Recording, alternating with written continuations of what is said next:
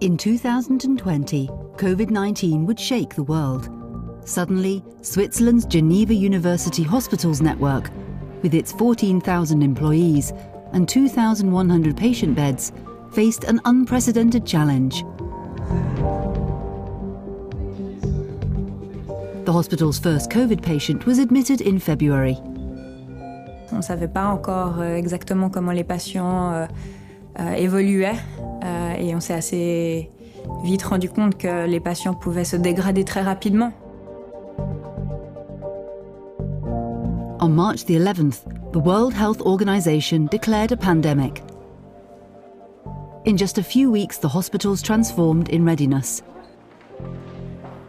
Ce qui m'a étonné le plus, c'est vraiment la rapidité à laquelle on a ouvert étage après étage. Et puis rapidement, on avait une unité, puis 2, puis 3, plus 4, plus 5. Et puis finalement, tout le bâtiment a été mangé par les patients Covid. Quand ça commence, on est en train de monter des Legos comme ça, à faire une sorte de tour en Lego avec, on appelle de l'aide, on double, plus que double le nombre de personnes qui vont travailler aux soins intensifs. Si vous allez dans les unités, je pense qu'il faut renvoyer à notre plateforme et puis avoir un même son de cloche. Doctors from different specialities engage frequently to discuss new therapies and recommendations, to update methods and protocols, and reorganize patient flows. Il y a traitement recommandé, traitement possible et traitement exceptionnel ou traitement compassionnel.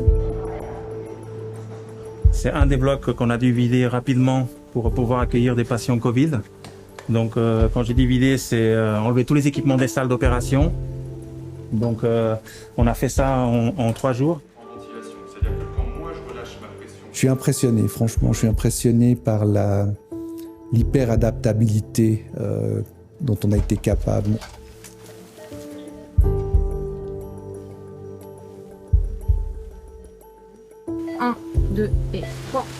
At the height of the first wave in April 2020, close to 500 people with COVID-19 were hospitalized at the Geneva University Hospitals. Lors de la première vague, avec les visites complètement interdites, on a dû se substituer, si on peut dire, à la famille et endosser ce rôle d'accompagnant qui était des fois très lourd à porter parce que c'était ni le choix du patient ni le nôtre. Voilà, je vous fais un petit massage. Hein. Comme ça, vous sentez un peu votre corps. Et puis ça draine un petit peu les œdèmes. On entend parfois des personnes dire mais finalement la vague n'était pas si lourde puisque les hôpitaux n'ont pas été submergés, mais je pense qu'ils ne mesurent pas à quel point les hôpitaux auraient été submergés si on n'avait pas eu tout ce processus de préparation.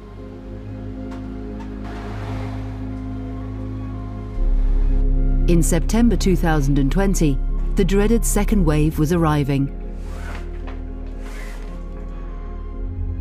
Vous l'aurez compris, si je prends la parole devant vous aujourd'hui, c'est parce que nous allons rentrer dans un mode que l'on espérait ne pas avoir besoin de revivre, et pourtant on l'a déjà vécu une fois, qui est ce mode de gestion de crise, parce que l'hôpital se retrouve avec cette deuxième vague qui est là.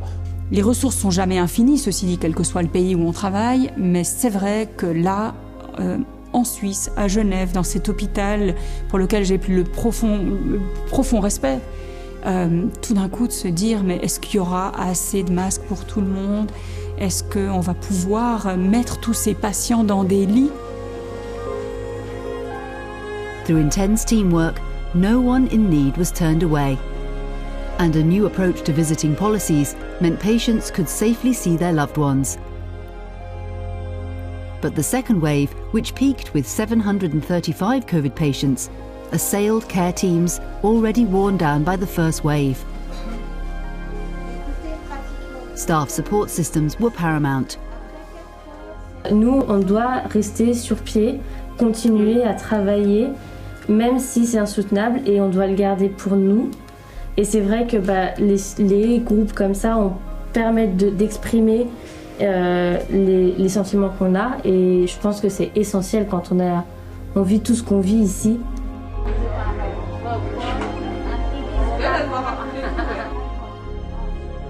This devastating pandemic united the hospital and the Geneva Healthcare Network. and revealed that they can only work effectively through strong relationships with each other and wider society. Rien que la manière dont on se rencontre, la manière dont on se voit, dont on interagit entre nous, tout ça a changé radicalement en une année.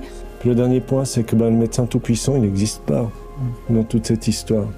La médecine toute-puissante, elle n'existe pas, c'est une affaire de société maintenant, depuis longtemps, au même titre que le sida est une affaire de société, au même titre que les pandémies le sont. On n'a pas dit que ça volait pas, on a dit qu'il y The pandemic demanded an unprecedented degree of agility, responsiveness and resilience from the Geneva University hospitals.